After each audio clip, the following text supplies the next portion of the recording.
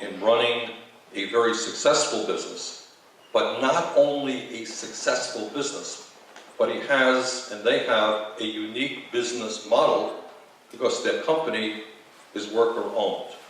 Worker-owned. There is no boss, there is no guy who's making a whole lot of money. Everybody is sharing in the decision-making, and everybody is sharing in the profits.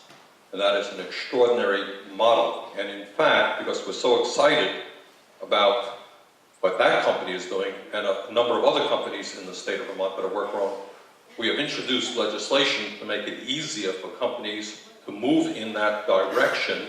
And we're going to be doing a hearing with the Health, Education, and Labor Committee in Montpelier later on this month. So it's a great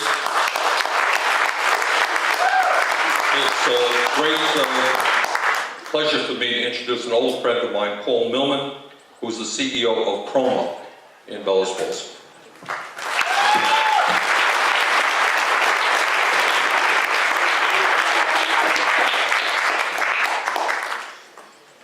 So, like a good CEO, he has all kinds of charts and PowerPoint presentations and all of that stuff.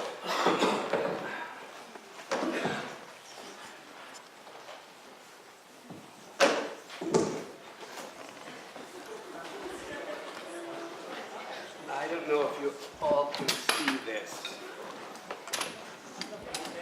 Put it up on the stage. Okay. Great. Good idea. Thank you.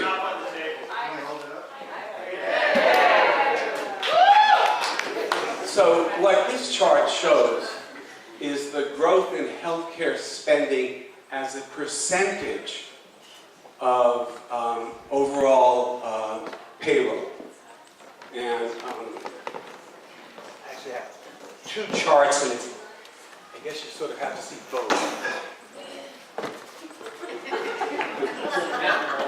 Okay, so this is the absolute growth in healthcare spending. So you can see in 2002 we started out spending $200,000 a year. This year we project to spend almost $1.6 billion in healthcare. So the people who talk about healthcare as an issue for people, it is a particularly important issue for business. It's killing us. This is how much money we spend as a percent on top of payroll. So our payroll is approximately $6 million. We spend an additional 26% on healthcare. And then I have to contrast that with, it goes down. This one is probably the most important. This is how much money we pay in taxes. This is the year 2009, which was the last year that I have closed books on. We had a taxable income 2009 of $538,000. That's after expenses, after profit sharing, after retirement, after everything else is there. We had a taxable income of $538,000. Our approximate combined state and federal tax rate is 42%. If we paid 42% in taxes, we would have paid $226,000 in taxes. In fact, we did not, because we had federal R&D credits that reduced our tax burden. But let's assume for the moment that we paid all 42% in taxes. We would have paid $226,000 in taxes, as opposed to that year approximately $1.3 million in healthcare. Which one of those figures is inhibiting business development? When my colleagues in our state who are concerned that we've reached the end of our taxability, don't be. When Ms. Young talks about the effect, and I'm sorry, I don't need to be told. I know totally, but Lisa Clark, I do know you. Lisa Clark talked about the effect of reducing services to people in need, and we have no more money to tax. So we have to reduce those services. I tell you, we have more money to tax.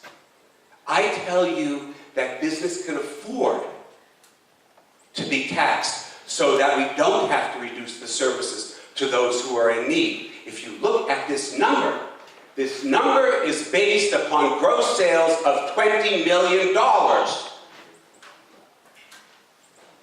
And our taxes would have been, had we not had the R&D credits, $226,000.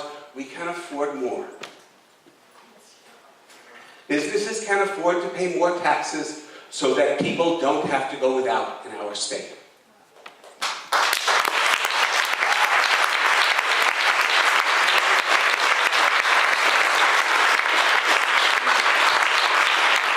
Having said that, I want to tell you about the effect of the stimulus money on business. My company provides services and products primarily for the biotechnology industry.